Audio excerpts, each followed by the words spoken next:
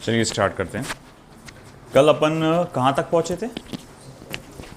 आखिरी में एक वो इक्वेशन फॉर्मूला देखे थे distance covered in nth second के लिए, ना।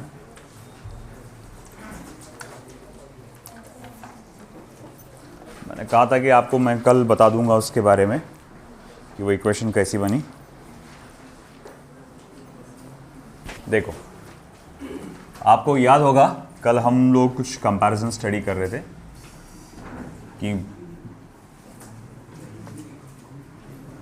कि भाई हमारा हीरो जो है एक्सेलरेटेड मोशन में ट्रैवल कर रहा है। पहले एक सेकेंड में उसका जो डिस्टेंस कवर हुआ वो x1 था। फिर अगले एक सेकेंड में जो उसका डिस्टेंस कवर हुआ वो x2 था। इसी तरह अगले एक सेकेंड में वो जो डिस्टेंस कवर हुआ वो क्या था? x3 था, है ना। तो इसी तरह से अब उसने बोला है कि भैया nth सेकेंड में डिस्टेंस कवर अगर अपने को निकालना है तो उसका फॉर्मूला क्या होगा। तो देखो, तो जैसे कि मैं कहूँगा दूसरा एक सेकेंड, ये दूसरा एक सेकेंड है ना, ये पहला एक सेकेंड है, दूसरा एक सेकेंड है। अगर 2 सेकेंड की जर्नी को, 2 सेकेंड में आपकी जो जर्नी थी उसमें से मैं 1 सेकेंड की जर्नी को माइनस करूँगा, 2 सेकेंड की जर्नी में से 1 सेकेंड की जर्नी को माइनस करूंगा तो मुझे क्या मिलेगा? x2, है ना। यहां से यहां तक जो भी डिस्प्लेसमेंट हुआ उसमें से ये डिस्प्लेसमेंट को अगर मैंने माइनस कर दिया, यहां से यहां तक जो डिस्प्लेसमेंट हुआ उसमें से ये डिस्प्लेसमेंट को माइनस कर दिया तो क्या मिलेगा? x2। इसी तरह से कि अगर यहां से यहां तक जो डिस्प्लेसमेंट हुआ उसमें से मैंने ये डिस्प्लेसमेंट माइनस कर दिया, ये डिस्प्लेसमेंट इधर यहां से यहां तक कितनी देर में हुआ? 3 सेकेंड्स में। और यहां से यहां तक कितनी देर में हुआ? 2 सेकेंड्स में, आया ना। अरे भैया ये डिस्प्लेसमेंट कितने सेकेंड में हुआ? ये डिस्प्लेसमेंट कितने सेकेंड में हुआ? तो अगर इसमें से ये पार्ट माइनस कर दिया जाए तो आपको क्या मिल जाएगा? x3। तो वही मैं कह रहा हूं बेटा कि distance covered in nth second, distance covered in nth second निकालने के लिए आपको क्या करना पड़ेगा? Distance covered in n seconds minus distance covered in n-1 seconds करना पड़ेगा। अच्छा, distance covered in n seconds क्या होता है? तो u इंटू n यानी v0 into n plus half of a n का स्क्वायर। अच्छा, डिस्टेंस कवर्ड इन n-1 सेकेंड क्या होता है? तो v0 into n-1 plus half of a n-1 का होल स्क्वायर। फिर आप क्या करोगे कि distance covered in nth second निकालने के लिए इसमें से ये वाले पार्ट को आप माइनस कर दोगे, यानी कि सॉरी, इसमें से ये वाला पार्ट। तो xn में से x ऑफ n-1, xn-1 क्या हो जाएगा? कैंसल हो जाएगा, सब्ट्रैक्ट होगा। तो बोले कैसे? तो देखो, xn इज इक्वल्स टू, ये बार बार गलत हो जा रहा है मेरे से यहाँ पे, एक मिनट रुक जाओ।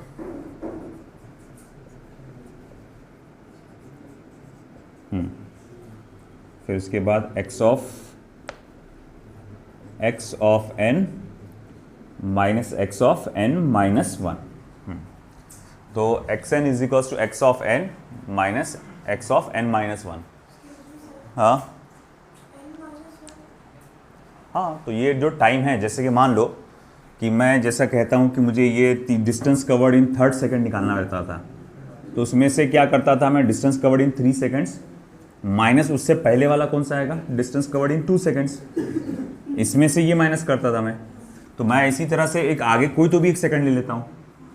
मान लो ये कौन सा सेकेंड आ रहा है? nth, उसमें डिस्टेंस कवर्ड कितना रहेगा? मान लो xn। अच्छा, उससे पहले वाला टाइम क्या रहेगा फिर? अगर वो वाला nth है तो उससे पहले वाला टाइम क्या रहेगा? n-1 रहेगा ना। जैसे 3 से पहले 2 रहेगा, 4 से पहले 3 रहेगा, -1 रहता है। तो अगर मैं रैंडमली कोई नंबर ले रहा हूँ n, तो उससे पहले वाला टाइम क्या होगा फिर? n-1।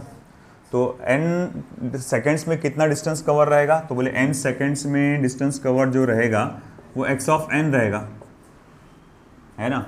अच्छा, फिर n माइनस 1 सेकेंड्स में डिस्टेंस कवर्ड कितना रहेगा, x ऑफ n माइनस 1।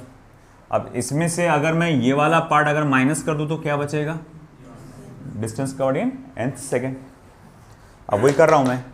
अब distance covered in n seconds, तो distance covered in n seconds, तो फिर बाद में वो कितना है आपके पास, v0 into n plus half of a n square minus of distance covered in n minus 1 seconds, 0 n minus 1 plus half of a n minus 1 का होल स्क्वायर, तो यानी क्या हो जाएगा, n square minus twice n plus 1, है ना। तो अब क्या करना है इसको भैया, कुछ था कि मल्टीपल में बाहर नहीं था ना, चलो माइनस साइन को ओपन कर दो, तो v0 into n plus half of a n square, ये माइनस v0 अंदर मल्टीप्लाई होगा तो ये बनेगा minus v0 n plus v0 plus half of a n square minus ये 2 और 2 कैंसिल हो जाएगा, बचेगा क्या, सिर्फ a n और प्लस आपका हो जाएगा a बाई 2। अब देखो यहाँ पे क्या क्या कैंसिल होता, सबसे पहले तो v0n माइनस v0n, ये माइनस हो जाना चाहिए था, फिर इसके बाद half of a n square, ये भी कैंसिल हो जाता, फिर क्या बचा, ये बच गया v0 और क्या बच गया, minus a n plus a by 2, यानी कि v0 plus a by 2 minus a n v0, और मैं अगर सपोज करो यहाँ से a बाई 2 को कॉमन निकाल लूँ तो वो हो जाएगा 1 minus twice n, twice n minus 1 था ना। एक मिनट, साइन ये माइनस होगा, ये plus half of a n square, मगर जब ये निगेटिव साइन अंदर घुसेगा तो माइनस हाफ, और ये हो जाएगा प्लस और ये हो जाएगा माइनस, सॉरी, तो ये हो जाएगा माइनस और ये हो जाएगा प्लस, ये हो जाएगा प्लस, ये हो जाएगा माइनस, और फिर इसके बाद plus a n minus a by 2, फिर इसके अंदर से मैं a बाई 2 को कॉमन निकालूंगा तो ये हो जाएगा ट्वाइस n माइनस 1। तो ये है distance covered in n second का फॉर्मूला।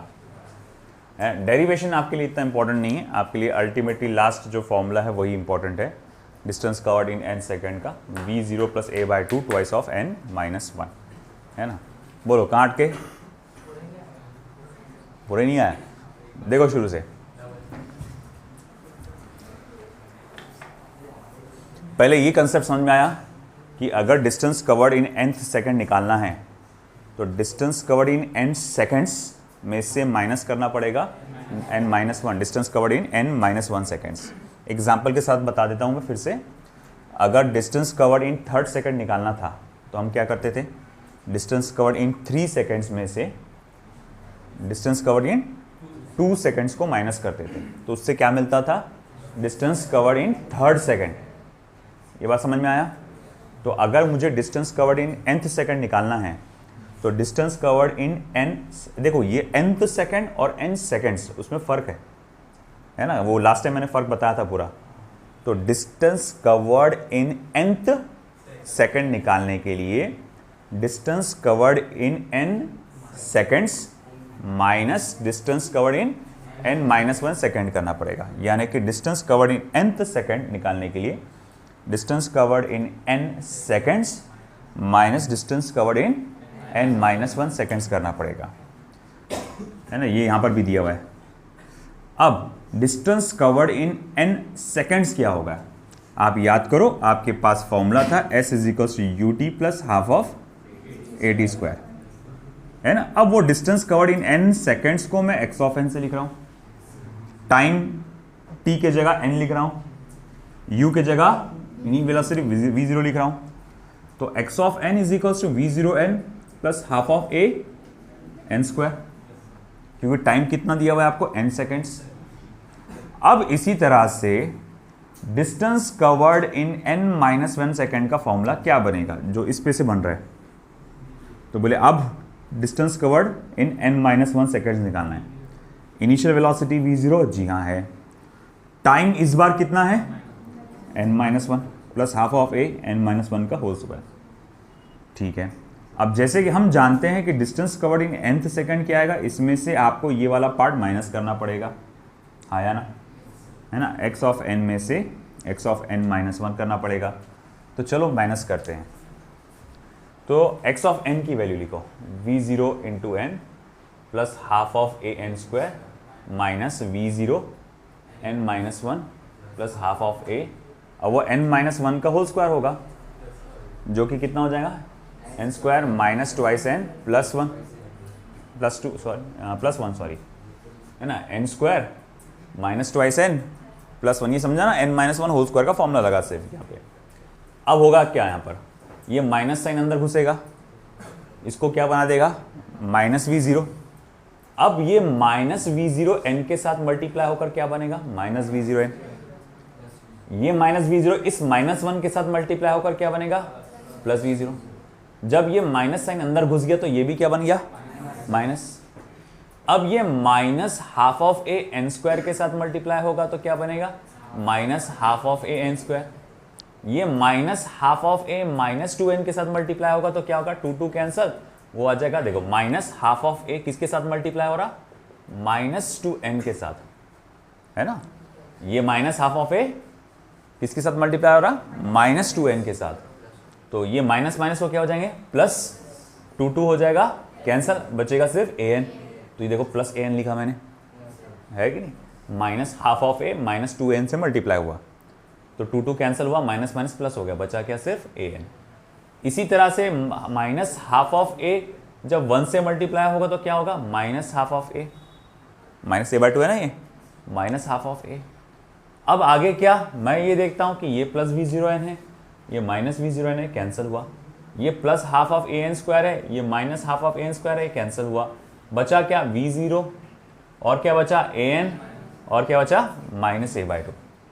ठीक है ना, तो अब मुझे करना क्या था यहाँ पे कि देखो, अब मैं यहाँ क्या करने वाला हूं, अ मोमेंट,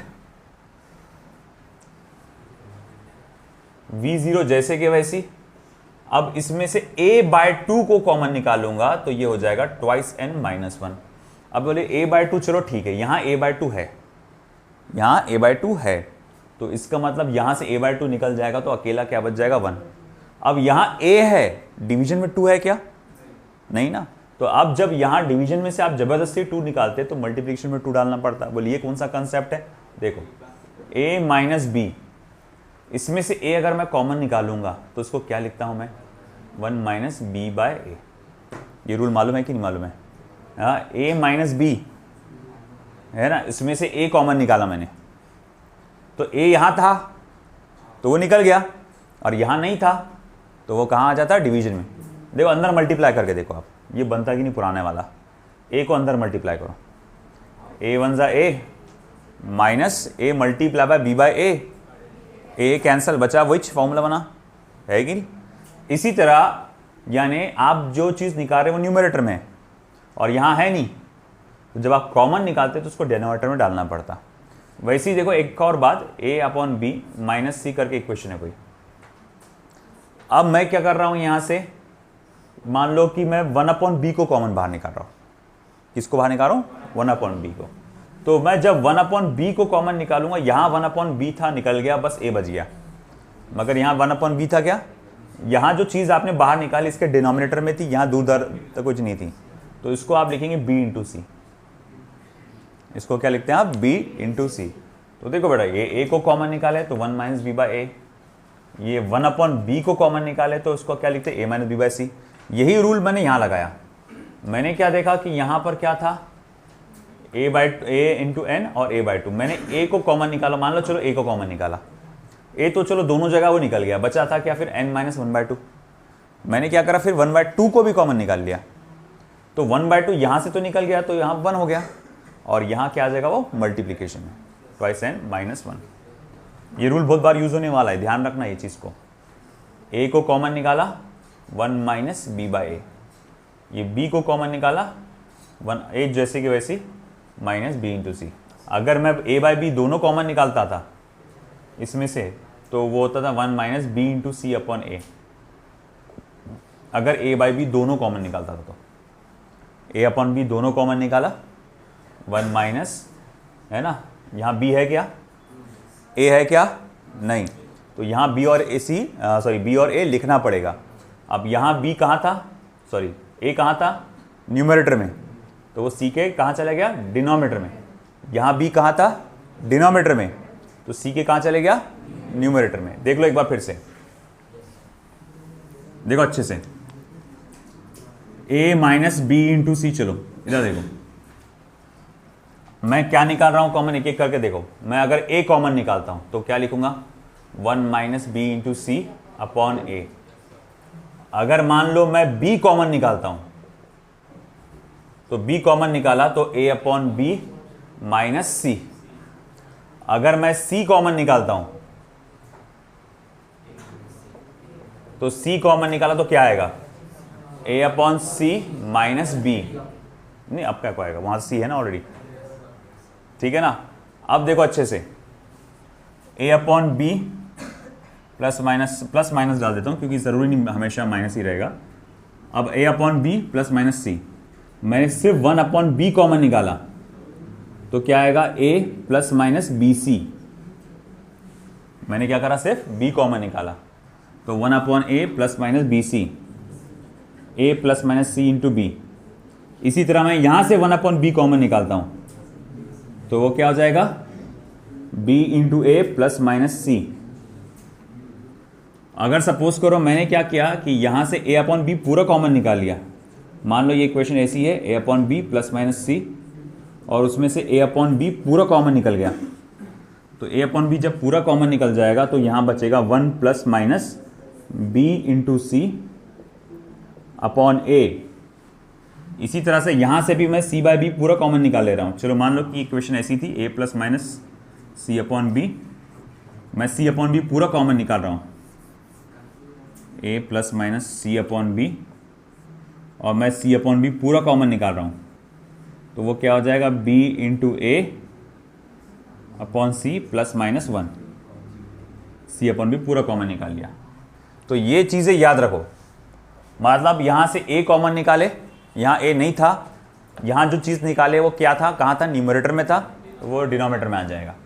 देखो b कॉमन निकाला, यहां a के साथ b था यहां पर नहीं, और मैं b कहां से निकाला, न्यूमरेटर से, डिनोमिनेटर से, न्यूमरेटर से। तो जब मैंने न्यूमरेटर से b बाहर निकाला तो वो किसके नीचे आ गया, a बाई बी। और यहां पर फिर से देखो, a plus minus B into C, यहां c कॉमन निकाला, c कहां था, न्यूमरेटर में, है ना, तो यहां से जब वो निकला तो इसके डिनोमिनेटर में आ गया। तो ये सारे पैटर्न्स लिख कर रखो, कहीं लिख कर लो अच्छे से, तुम्हारे को मालूम होना चाहिए सारी चीज़ें, और घर पे जाके गौर फिक्र करके अच्छे से देखना।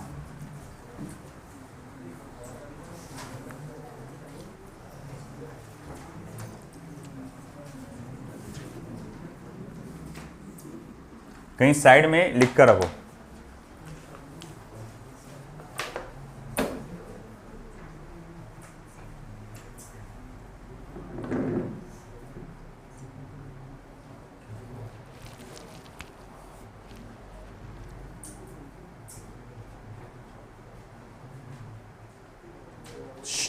दानियाल,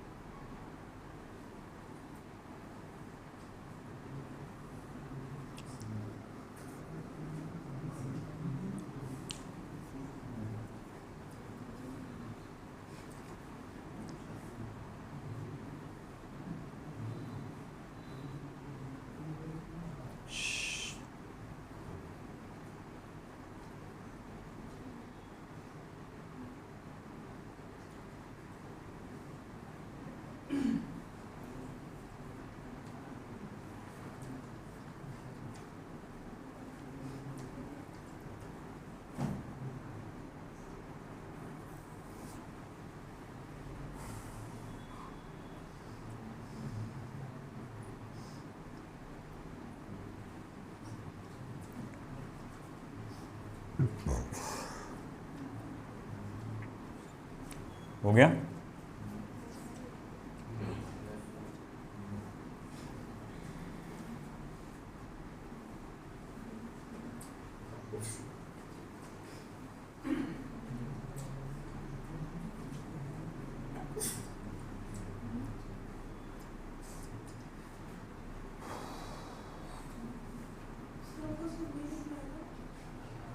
अभी का ये पार्ट ये अलग से बोल रहा मैं लिखने का, मैथमेटिकल टूल। और कल जो आपने लिखे लास्ट में एक इक्वेशन लिखे होंगे, है ना, ये वाली है कि नहीं, तो उसको प्रूफ करके यहाँ से लिखना चालू कर दो, वहाँ तक प्रूफ करके, है ना। ये सिर्फ इतना थोड़ा बहुत समझ में आने के लिए इक्वेशन कैसी बनी, but ultimately examination point of view से आपको जो इम्पोर्टेंट है वो सिर्फ इसके फॉर्मूले हैं। हाँ, कंसेप्ट भी मालूम होना ज़रूरी है कि ये कहाँ यूज़ हो रहा, कब यूज़ हो रहा, तो ये लिख के रख लो प्रूफ एक डिटेल्ड नोट्स के लिए।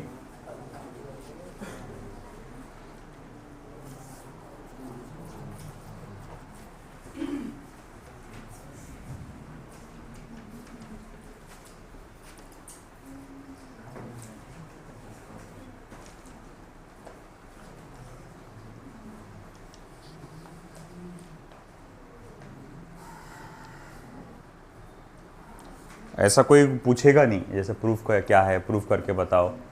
ये सीबीएसई बोर्ड में होता है, जैसे सीबीएसई बोर्ड 11th में, अब अपने को तो देना नहीं है सीबीएसई बोर्ड।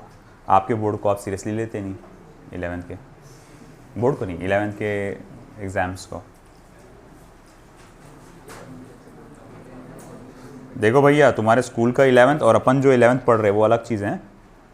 ये फ़र्क जानना, स्टेट बोर्ड का 11th क्या है, एनसीईआरटी का 11th क्या है, इसमें फ़र्क जानना, दोनों अलग अलग है। एनसीईआरटी का 12th और स्टेट बोर्ड का 12th अलग है। ऐसा क्यों? स्टेट बोर्ड वालों को बोलो ऐसा क्यों कर रहे तुम। देखो, एक अंदाज़ा के तौर पे, थोड़ा रफ आइडिया के लिए, पेपर 1 है और पेपर 2 है। एनसीईआरटी में पेपर 1 को 11th बोला हुआ है और पेपर 2 को 12th बोला हुआ है। स्टेट बोर्ड में बीच में से काटो, ऊपर वाला पेपर 12th है और नीचे वाला 11th है। समझ में आ रहा कुछ? ये देखो 11, ये 12 के चैप्टर्स की लिस्ट है मान लो, है कि नहीं, and according to NCERT, according to NCERT, है ना। इसको हम लोग जनरली पेपर 1 भी बोलते हैं और इसको पेपर 2 भी बोलते हैं। मैकेनिक्स का जो पार्ट है वो सारा का सारा पेपर 1, और इलेक्ट्रोस्टैटिक, इलेक्ट्रोडायनेमिक्स वो सब पेपर 2 बोलते हैं जनरली। आप किताब भी खरीदते होंगे तो वॉल्यूम 1, वॉल्यूम 2 मिलता होगा आपको, तो ये वॉल्यूम 1, वॉल्यूम 2, है ना। आप जितने भी एमसीक्यूज़ की बुक खरीदते हैं 90% आपको सब एनसीईआरटी के अकॉर्डिंग मिलती है, और उसमें लिस्टेड जो रहता है, आप जब 11th देखते हैं एनसीईआरटी 11th, तो एनसीईआरटी के अकॉर्डिंग 11th और एनसीईआरटी के अकॉर्डिंग 12th होता है। स्टेट बोर्ड में क्या किया गया है, इसको ऐसा बांटा गया है। हाँ, ऊपर वाला हिस्सा आपका 11th है, नीचे वाला हिस्सा 12 है। यानी कि units and measurement, motion in a straight line, motion in a plane, laws of motion, work energy and power, gravitation, mechanical properties of solid, इसको उन्होंने डाल दिया है 11th में। और सर्कुलर मोशन और रोटेशनल मोशन को मिलाकर उन्होंने एक चैप्टर बना दिया, जो पहले अलग अलग हुआ करते थे, एक बहुत बड़ा चैप्टर बना दिया उन्होंने as rotational dynamics, mechanical properties of fluid, thermodynamics, kinetic theory of gases, और फिर ऑसिलेशन एंड वेव्स, इसको उन्होंने डाल दिया है 12th का पहला हाफ, 12th का पहला हाफ। इसी तरह इलेक्ट्रोस्टैटिक चैप्टर जो बहुत बड़ा चैप्टर है, उसके 2 टुकड़े किए उन्होंने स्टेट बोर्ड ने, है ना। उसका आधा हिस्सा उन्होंने 11th में डाला, आधा हिस्सा उन्होंने 12th में डाला। हाँ, तो ऐसा है, थोड़ी सी खिचड़ी है ना। आगे के बाकी ज़्यादातर जो है, ज़्यादातर ये जो चैप्टर्स है आपके, ये आपके स्टेट बोर्ड 12th में ज़्यादातर है ना। कुछ कुछ आपके स्टेट बोर्ड 11th में भी है। मतलब कैसा है, उन्होंने चैप्टर्स को बांट के डाले उन्होंने। 11th का टेंशन नहीं लेने का, जाओ अच्छे से, थोड़ा बहुत जो याद आ रहा लिख कर आ जाओ।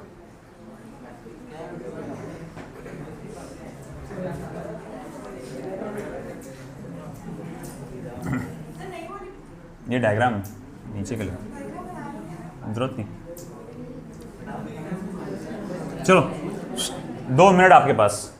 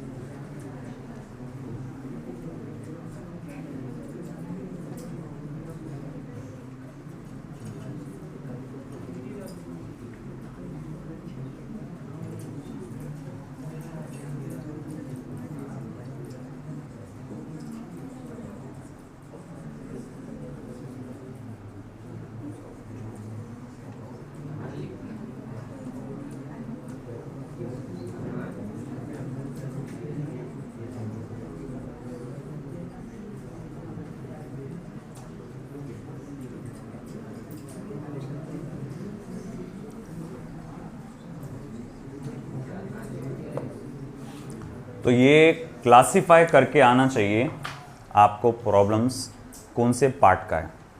इससे आपको काफ़ी हद तक हेल्प हो जाती है कि आपको कौन से रूल्स लगाना है, क्या बातों को ध्यान में रखना है। देखो, काइनेमेटिकल इक्वेशंस से रिलेटेड प्रॉब्लम जनरली 2 ग्रुप में है। एक है हॉरिजॉन्टल मोशन, जब कोई चीज़ इस तरह से एक्स एक्सिस या हॉरिजॉन्टली आगे बढ़ती है। एक है वर्टिकल मोशन, जैसे जब भी किसी चीज़ को आप ऊपर फेंकते हैं तो उसकी स्पीड लगातार कम होती जाती है। ऊपर से नीचे छोड़ोगे या फेंकोगे तो स्पीड लगातार बढ़ते जाती है। तो ये जो वर्टिकल मोशन होता है नेचुरली ये एक एक्सेलरेटेड और रिटार्डेड मोशन होता है। उसी को आप कहते हैं मोशन अंडर ग्रेविटी। तो पहला तो पार्ट है एक हॉरिजॉन्टल मोशन और एक वर्टिकल मोशन, उसी को क्या कहते हैं, मोशन अंडर ग्रेविटी। फिर उसके बाद हॉरिजॉन्टल मोशन में अगर देखा जाए, जनरली हम जो प्रॉब्लम्स पढ़ रहे हैं, एक है पहले तो यूनिडायरेक्शनल होता है कि भाई एक ही डायरेक्शन में कोई ऑब्जेक्ट बढ़ रहा है ना, और सिंपल आपको उसका डिस्प्लेसमेंट, ये सिंपल फैक्ट्स आपको कैलकुलेट करने रहते हैं, है ना। दूसरा क्या रहता है, व्हेन एंड वेयर टाइप। कि दो पार्टिकल्स या दो ऑब्जेक्ट सेम डायरेक्शन में बढ़ रहे हैं तो वो कब और कहाँ मिलेंगे, या दो पार्टिकल्स और दो ऑब्जेक्ट ऑपोजिट डायरेक्शन में मिल रहे हैं तो कब और कहाँ मिलेंगे। इसी तरह से सेम वर्टिकल मोशन में भी है, पहले दो कैटेगरी सेम है ना, सिंपल वन डायरेक्शनल मोशन, और दूसरा फिर से व्हेन एंड वेयर टाइप कि दो पार्टिकल्स कब और कहाँ मिलेंगे, है ना। मान लो कि एक पार्टिकल को ऊपर से मैं छोड़ता हूँ, थोड़ी देर के बाद दूसरे को फेंकता हूँ तो ये तेज़ी से नीचे जाएगा और कभी ना कभी आपस में एक लेवल पे आ जाएंगे, तो कब और कहाँ मिलेंगे वो, उस टाइप के प्रॉब्लम्स, है ना। या फिर आप किसी ऑब्जेक्ट को ऊपर से छोड़ रहे हैं और उसी वक्त आप या थोड़ी देर के बाद किसी ऑब्जेक्ट को नीचे से फेंक रहे हैं ऊपर, तो ये कब आपस में टकराएंगे, तो ये उस क्या, तो ये व्हेन एंड वेयर टाइप वाले प्रॉब्लम। फिर ये two directional motion of single object, है ना। इसमें क्या होता है, एक ही ऑब्जेक्ट दो डायरेक्शन में ट्रैवल करता है। अब दो डायरेक्शन मतलब एक ऊपर और एक नीचे, कि जब आप किसी ऑब्जेक्ट को ऊपर फेंकते हैं वो ऑफकोर्स क्या होगा, ऊपर जाके नीचे आएगा। तो पहले उसका डायरेक्शन ऑफ मोशन क्या था, ऊपर की तरफ, और बाद में नीचे की तरफ। तो ऐसे जब टू डायरेक्शनल मोशन वाले प्रॉब्लम आते हैं तो उसे कैसे सॉल्व करना है। वैसे अगर आप बिना इसके अगर देखोगे, प्रॉब्लम सॉल्व करते बैठोगे तो समंदर लगेगा, अरे यार ये कहाँ कहाँ क्या क्या घूम के आ जा रहा। मगर आप ये कैटेगरीज जानोगे अगर, है ना, और सिंपल सिंपल, अच्छा ये इस पार्ट का, ये इस पार्ट का, ये उससे रिलेटेड है, ये उससे रिलेटेड है, तो दिमाग में जल्दी जल्दी घंटी बजते रहेंगी कि इसको ऐसा सॉल्व करना है, उसको वैसा सॉल्व करना है। ये सबसे बड़ा पोर्शन है न्यूमेरिकल वाइज, प्रैक्टिस वाइज सबसे ज़्यादा यहीं से सवाल आते हैं, हर साल आते रहते हैं, और कुछ खास नहीं, बहुत गिने चुने। तुम्हारे को नीट में तो बहुत ही बेसिक सवाल आते हैं, जेई में हल्के से चैलेंजिंग क्वेश्चंस होते हैं, मगर नीट में तो बहुत ही बेसिक सवाल आते हैं। बट मैं easy, moderate, a bit hard, है ना, जो जे नीट का मेरे को लगता है हाईएस्ट लेवल हो सकता है, उसके हिसाब से मैं क्वेश्चंस कराऊंगा आपको, है ना। आपको प्रैक्टिस भी करना है उसके हिसाब से, एंड द ओनली वन की इज प्रैक्टिस, है ना। अगर आपको उसको देखो एकदम से दिमाग में नहीं बैठने वाला, आपको लगेगा अरे सब मिक्स हो रहा, अरे ये समझ में नहीं आ रहा कब कौन सा क्या कैसा। इसका एक ही तरीका है, आपको बार बार बार बार बार बार देखना है। कल की बात है, एक स्टूडेंट का कॉल आया मेरे को जो कि दूसरी क्लास का है, तो वो मुझसे वही बोल रहा था कि सर मेरे से एक बात समझ में नहीं आ रही, जब मैं दूसरा पढ़ रहा हूँ तो पुराना भूल जा रहा हूँ। अक्सर आपके साथ हो रहा है, जैसे यूनिट्स एंड मेजरमेंट आपको याद नहीं आ रहा हूँ, है ना, डायमेंशन, उसके एरर्स, वो, तो उसके पीछे का कारण क्या है ना। रिवीजन ही है, आप लोग नहीं कर रहे रिवाइज, है ना। धीरे धीरे आप देखो, आपको जैसे मैंने उसी दिन बोला था जब आप 10th एग्ज़ाम देकर आए थे, जब पहले 2-4 दिन ही हुए थे हमारे क्लास के, मैंने कहा था कि भाई 10th की एक डेफिनेशन है, लाइट की स्पीड की डेफिनेशन है, कौन बताएगा, लाइट की डेफिनेशन कौन बताएगा, है कि नहीं। तुम तो 10th का एग्ज़ाम की तैयारी करके हार्डली 2 से 3 महीना तुम्हारे को हुए थे, है ना, और तुमसे डेफिनेशन पूछा था मैंने सिंपल सी, जिसको मस्त आपने रट्टा मारे होंगे पहले, और आपको वो डेफिनेशन अब याद नहीं आ रही। अगर अभी भी पूछूंगा मैं, है ना, लाइट चैप्टर पढ़े थे, लाइट की डेफिनेशन क्या है ना, पढ़े ही नहीं, वाह भाई वाह, वेरी गुड। फिर और क्या कर सकते, चलो ठीक है। अच्छा क्या क्या पढ़ चुके आप उसके अंदर, लाइट के बारे में पढ़े होंगे, आप तो सीबीएसई से पढ़े होंगे ना, आपका अलग होगा। चल ठीक है, मैं बेसिक सवाल पूछता हूँ। आपने resistance in series and resistance in parallel पढ़े होंगे, है कि नहीं। मुझे बात बताओ कि जब सीरीज में लगाते हैं तो टोटल रेजिस्टेंस का फॉर्मूला क्या होता है, पैरेलल में लगाने में टोटल रेजिस्टेंस का फॉर्मूला क्या होता है।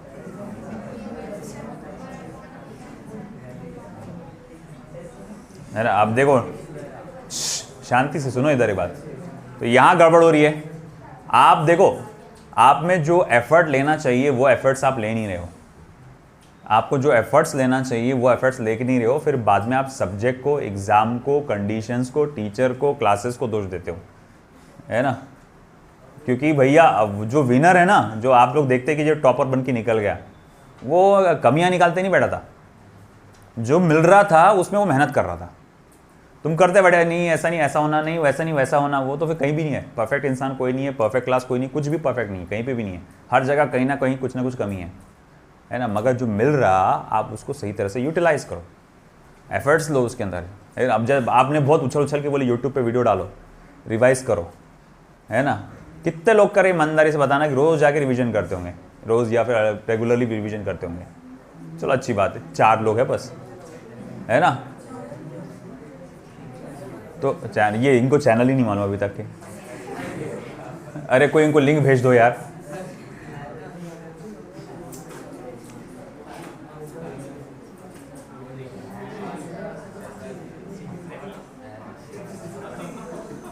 ये चैनल का नाम है, ठीक है ना। तो भैया रिवीजन कर रहे क्यों नहीं फिर तुम, है ना। चलो वो ठीक है, यूट्यूब पर छोड़ो। कितने लोग हैं जो लिखाया जाता है उसको रिवाइज करते हैं। ये चीज़ अच्छी है, कम से कम ये तो भी होना चाहिए। हाँ भाई नबिल दिख गया तेरा हाथ कम से कम ये तो भी होना चाहिए। ये पहला स्टेप होना चाहिए कि आप जो पढ़ रहे हैं उसको रिवाइज करो। और हाँ कहीं अटक रहे हैं, मैं एकदम बोल रहा नहीं कि बस देखने से पड़ता आपको, ऐसा नहीं मेरे व्यूज़ बढ़ा, ऐसा भी नहीं हो रहा मैं, है कि नहीं। मगर देखो अब जैसे मेरे को कई लोग बोल रहे हैं आप एक एक घंटे कितने लंबे वीडियोस क्यों बना रहे हैं, शॉर्ट में बना के भेजो। अब मैं ये बना रहा ताकि आप लोग का रिवीजन हो, मैं उनको बाकी परवाह नहीं कर रहा किसी चीज़ की, मतलब आप लोग का रिवीजन होना चाहिए, है ना। तो उसमें कैसा है कि ये चीज़ को यूटिलाइज़ करो, सारी चीज़ों को आप प्रॉपर तरीके से रिवीजन करो, प्रैक्टिस करो सारी चीज़ें। क्लास में जो चल रहा था उसको जो प्रॉब्लम समझ में नहीं आया था देख देख के उसको रिवाइज करो। आप एफर्ट नहीं लोगे ना तो बहुत पीछे रह जाओगे। दुनिया आपके लिए नहीं रुकने वाली, वो आगे बढ़ रही है ना। आप सोच रहे होंगे बड़ी साजी क्या थाली में सजाकर आपको कोई डॉक्टर बना के देगा, कोई इंजीनियर बना के देगा, कुछ नहीं करने वाला। शार्क टैंक इंडिया देखते हो क्या? सीजन 1 तो सभी ने देखा, काफी लोगों ने देखा होगा। और उसमें का सबसे मशहूर जो शार्क था अश्नीर ग्रोवर, उसको भी काफी लोगों ने देखा होंगे। उसकी कल एक बात देखा मैं, जबरदस्त बात लगी मेरे को।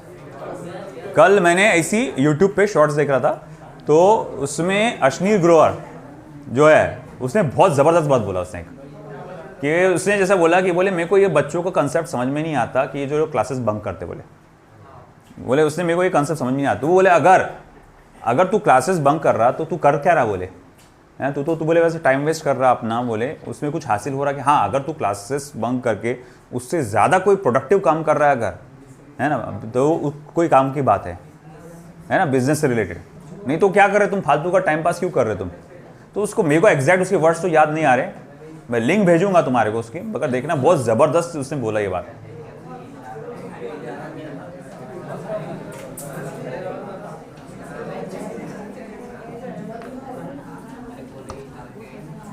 देखो कुछ भी नहीं मालूम, शार्क टैंक। चलो इधर, चलो लेट्स स्टार्ट। ये लिख लिया आपने? लिखो फटाफट। चलो लिखो फटाफट।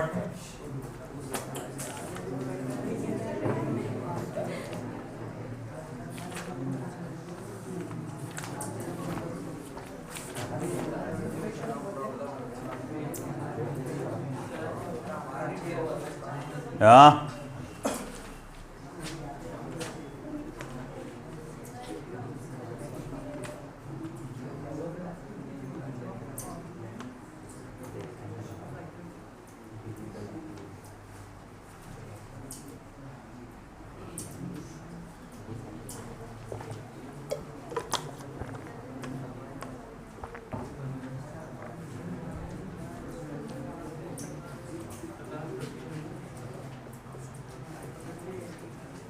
a particle is moving in a straight line under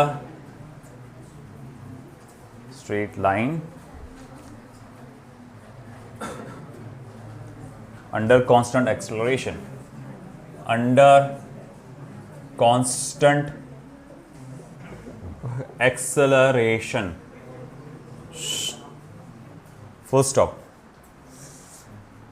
If the motion starts from rest, if the motion starts from rest,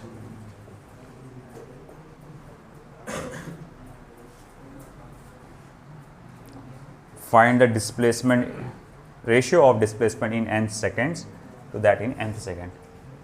Find the ratio of displacement in n seconds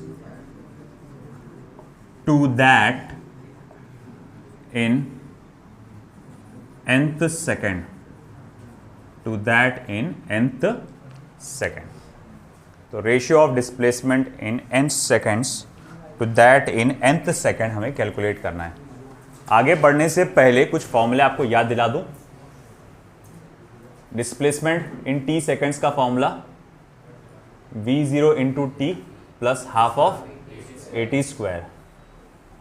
एक था फाइनल वेलोसिटी और initial velocity से related v equals to v0 plus at, v square is equals to v0 square plus twice of ax, और distance covered in nth second का formula v0 plus a/2 twice of n minus 1। ये चार फॉर्मूले आपको याद होना ज़रूरी है। ये डिस्प्लेसमेंट कैलकुलेट करने के लिए, फाइनल वेलोसिटी निकालने के लिए जब टाइम दिया रहे, फाइनल वेलोसिटी निकालने के लिए जब डिस्प्लेसमेंट दिया रहे, और ये डिस्प्लेसमेंट इन nth सेकेंड के लिए। देख लो अच्छे से, आप अपना जो पुराना वर्जन है वो भी याद रख सकते हैं, ऐसा ज़रूरी नहीं कि ये रखना है। बोले पुराना वर्जन क्या है? पुराना वर्जन है s is equals to u t plus half of at square, है ना। अगर आप ये फॉर्मूला याद रखते हैं तो भी चलेगा। v equals to u plus at, v square is equals to u square plus 2as, और sn is equals to u plus a/2 twice of n minus 1। ये वर्जन भी याद रखे तो चलेगा, कोई फ़र्क नहीं पड़ता, है ना। अगर आपको ये बेहतर तरीके से याद है, ये मुश्किल जा रहा तो कोई प्रॉब्लम नहीं, इसे याद रखो, या फिर अगर एनसीईआरटी के अकॉर्डिंग याद रख सकते हैं तो अच्छी बात है। ठीक है, अब चलो let's go with the problem. बहुत आसान सा एक सवाल, फाइंड द रेशियो पूछा है आपने, displacement in n seconds and displacement in nth second.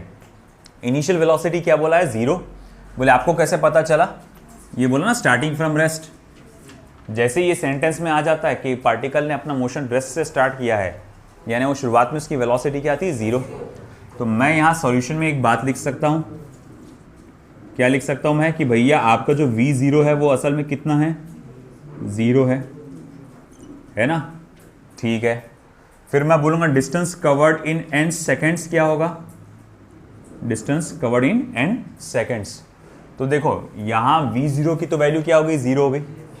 बचा क्या फिर? हाफ ऑफ at स्क्वायर बस। तो हाफ ऑफ a टाइम कितना दिया हुआ है बेटा? n का square. Half of a time कितना दिया हुआ है? n का स्क्वायर, है ना। अब उसी तरह distance covered in nth second क्या होगा बेटा? Distance covered in nth second. तो हमारे पास फॉर्मूला क्या है? v0 plus a/2 2 times of n minus 1। मगर v0 की तो वैल्यू क्या है? 0। तो मैं यहां लिखूंगा a/2 2n माइनस 1। आया ना? ये समझ में आया क्या? Distance covered in n seconds, हमने पहले फॉर्मूला नंबर 1 लगाए, उसमें v0 की वैल्यू 0 है, t की वैल्यू n है। और distance covered in nth second हमने फॉर्मूला नंबर 4 लगाए, है कि नहीं। उसमें t n तो n ही है, मगर v0 की वैल्यू क्या है? 0 है। तो a/2 twice of n minus 1। अब इसी का रेशियो लेने के लिए कहा है इसने, तो x of n upon xn। x of n का मतलब क्या होता है? Distance covered in n seconds, और xn का मतलब क्या होता है? Distance covered in nth second. तो ये कितना है? ये है 1/2, या फिर इसको a/2 भी बोल सकते हैं, a/2 n का स्क्वायर, a/2 n का स्क्वायर। और ये कितना है दूसरा वाला? a/2 twice of n minus 1। फिर कोई बोलेगा अरे a/2 कैंसल, बचा क्या फिर? n square upon twice of n minus 1। तो वेरी सिंपल, ये हमारे पास उसका फॉर्मूला आ जाता है, distance covered in n seconds upon distance covered in nth second. ठीक है, लिख डालो।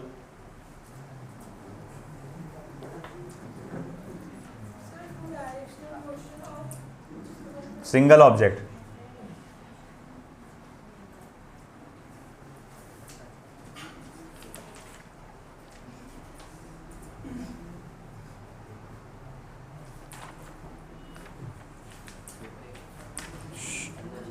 अदनान, फिर बाद में बोलना नहीं, मुझे समझ में नहीं आ रहा करके, तू लिख नहीं रहा। हाँ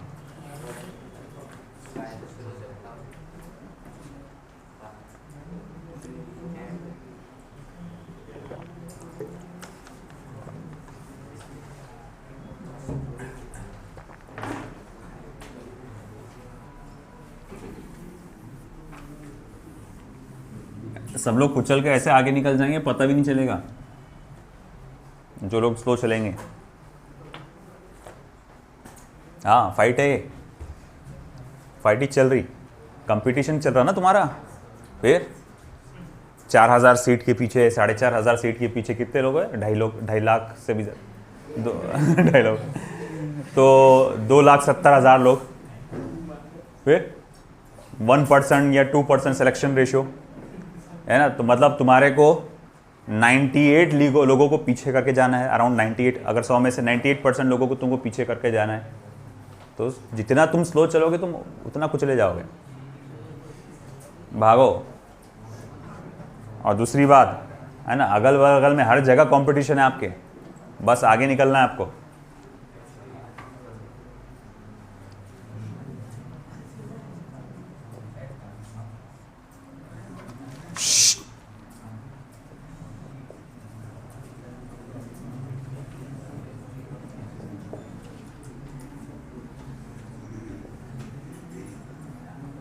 A body starts from rest.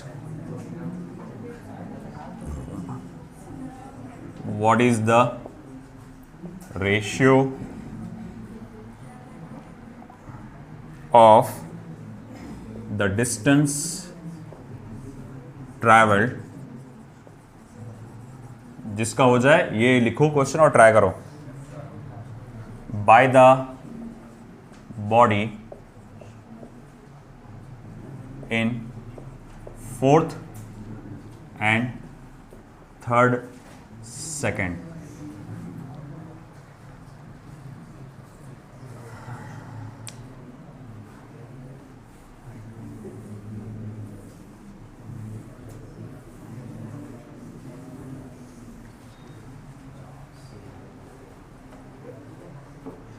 चलो ये वाला बताओ। पीछे बॉयज फालतू बातों में हंसते खुसते नहीं दिखना मुझको, इधर ध्यान दो। एक बॉडी रेस्ट से स्टार्ट कर रहा है, यानी इनिशियल वेलोसिटी क्या है? 0, और आपको रेशियो निकालना है distance covered in 4th second to the distance covered in 3rd second. चलो करो कैलकुलेट, मुझे बताओ आंसर क्या आएगा।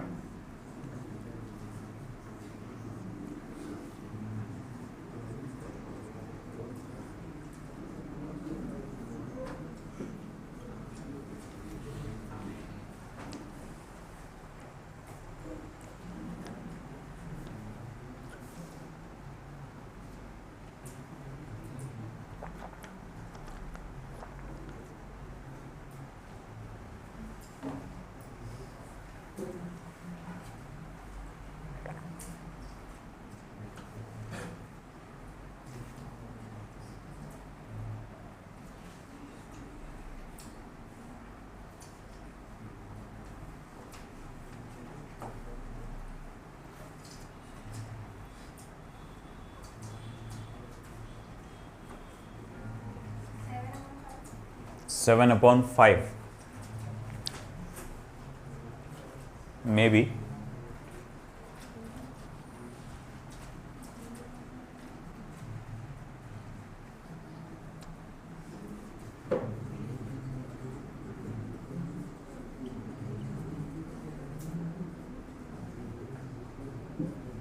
So distance covered in 4th second x4 is equals to, देखो v0 तो क्या है? 0 है, और वो क्या हो जाएगा? a/2 ट्वाइस ऑफ n, यानी कि 4 - 1, 2 4 8, 8 - 1 7, तो ये क्या हो जाएगा? 7a/2। ये ले लो इक्वेशन नंबर 1। फिर इसके बाद distance covered in 3rd second x3 is equals to a/2, 2 × 3 - 1, क्योंकि v0 की वैल्यू तो 0 हो जा रही है कि नहीं? तो 2 3 6, 6 - 1 5, तो 5a/2 इक्वेशन नंबर 2। तो फिर भैया x4 अपॉन x3 कितना हो जाएगा?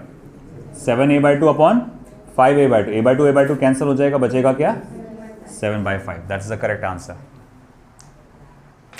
CBSE PMT 1993, मतलब जो उस वक्त आपका नीट जैसा होता था एग्ज़ाम। है ना, अब पैदा भी नहीं होंगे तब का क्वेश्चन है ये।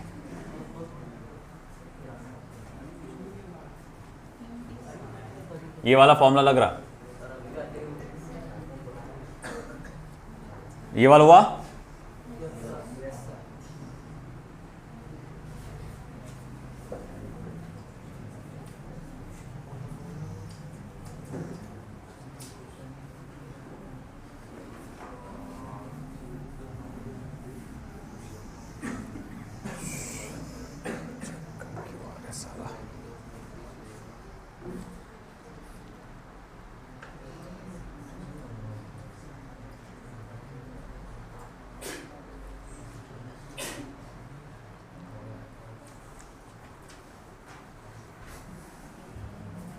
straight line under constant acceleration of 4 meter per second square.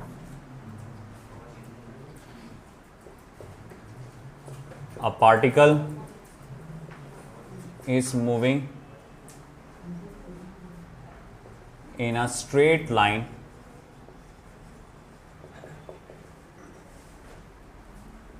under constant acceleration of 4 meter per second square, under constant acceleration of 4 meter per second square. If its velocity at t equals to 0 is 10 meter per second, is 10 meter per second, comma, the displacement of particle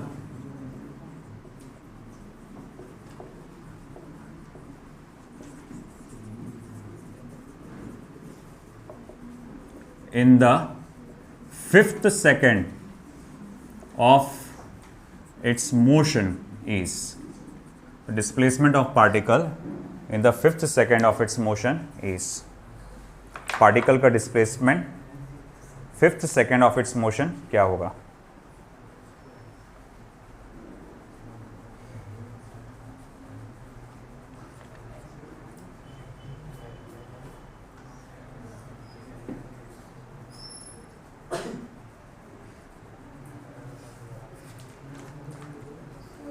Yes.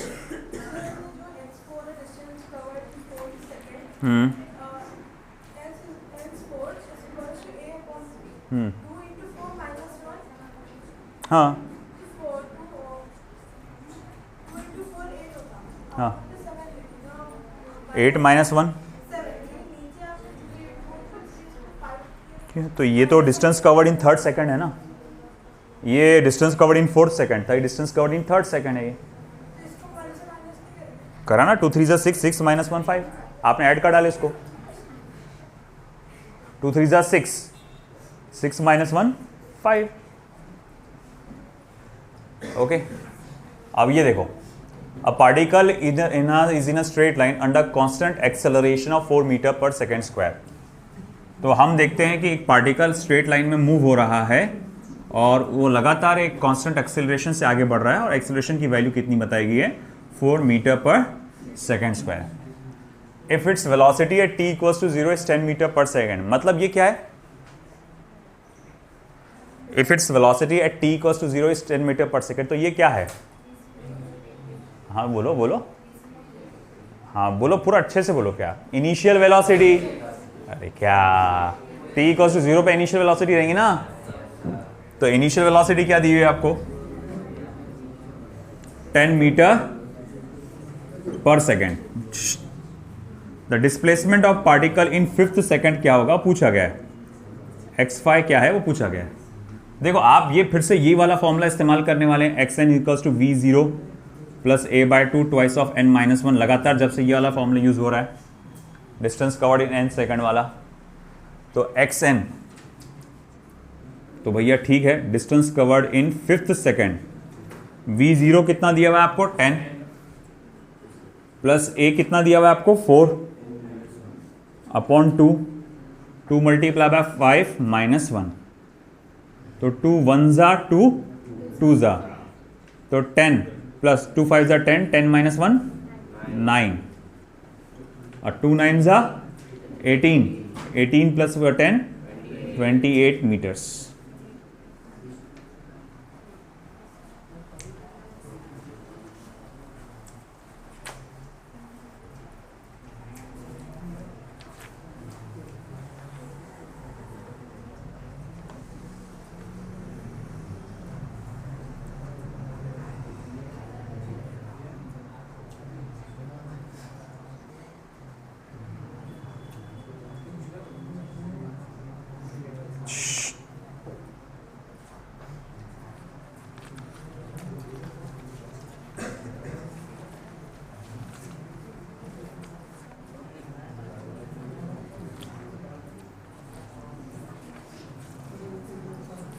हो गया?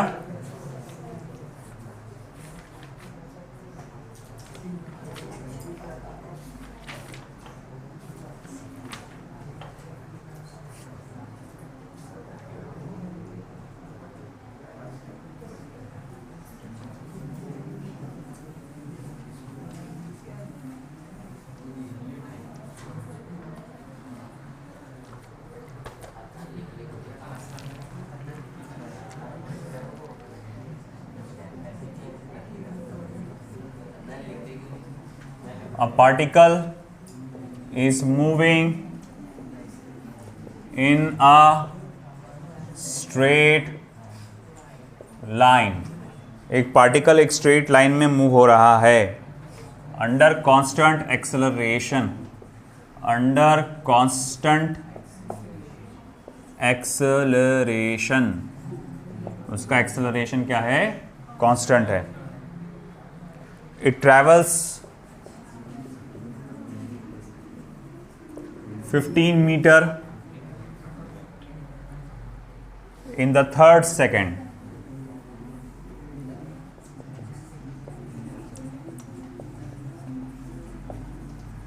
It travels 15 meter in the third second and 31 meter in the seventh second and 31 meter in the seventh second.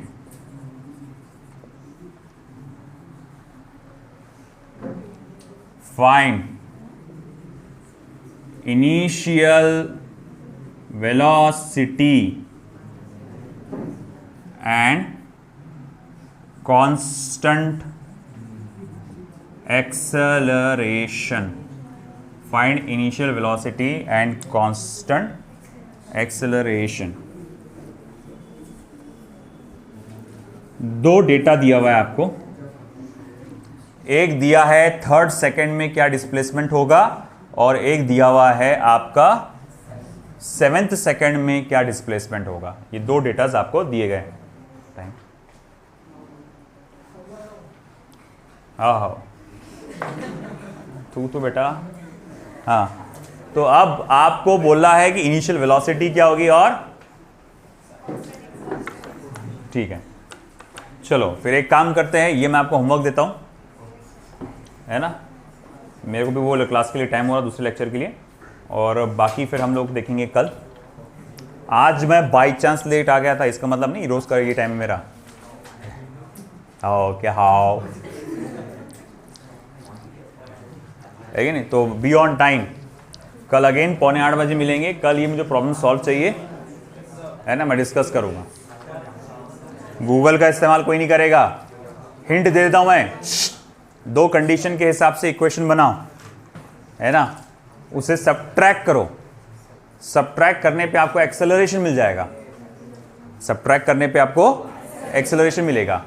फिर acceleration की value निकाल के कोई भी एक equation में बनाओ, डालो, उससे आपको इनिशियल वेलोसिटी मिल जाएगी। ठीक है, ट्राई करो।